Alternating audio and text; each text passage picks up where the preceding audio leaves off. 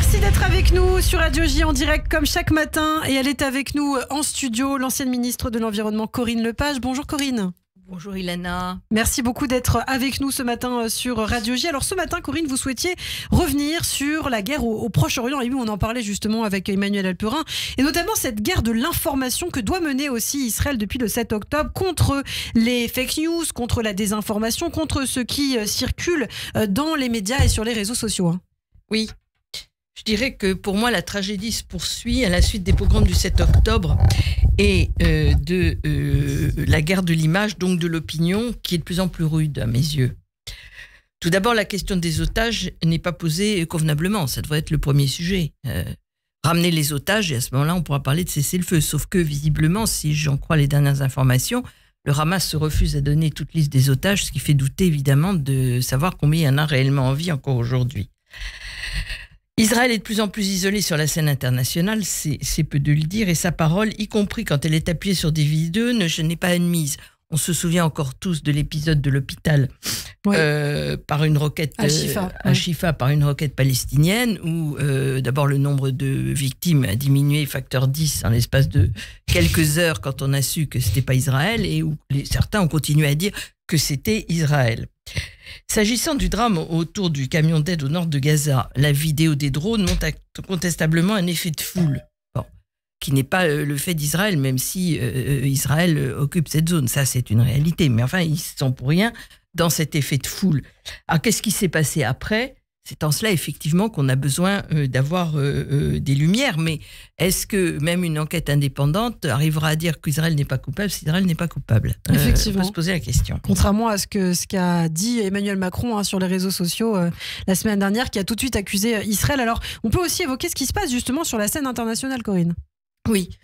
Je trouve qu'il y a des prises de position dont l'antisémitisme basique apparaît de plus en plus évident, et pas seulement parmi les ennemis d'Israël. On voit des actes antisémites croissants, Paris, Zurich et États-Unis très récemment. On voit des prises de position, celle de M. Védrine, pour ne pas la citer, qui est quand même...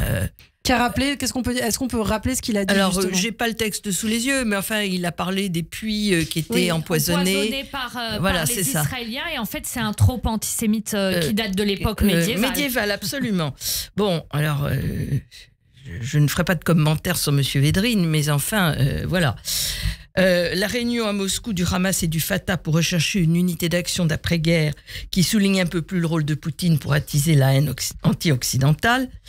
La signature de 200 politiques d'extrême gauche, parmi lesquels évidemment des députés LFI, mais bien d'autres appartenant à 12 pays, pour demander l'interdiction d'envoi d'armes à destination d'Israël. C'est un signe supplémentaire à mes yeux d'expression d'une haine anti-israélienne croissante.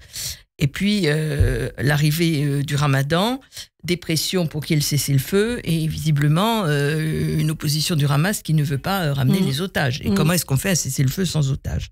Alors, justement, pour conclure, que doit faire Israël selon vous maintenant ?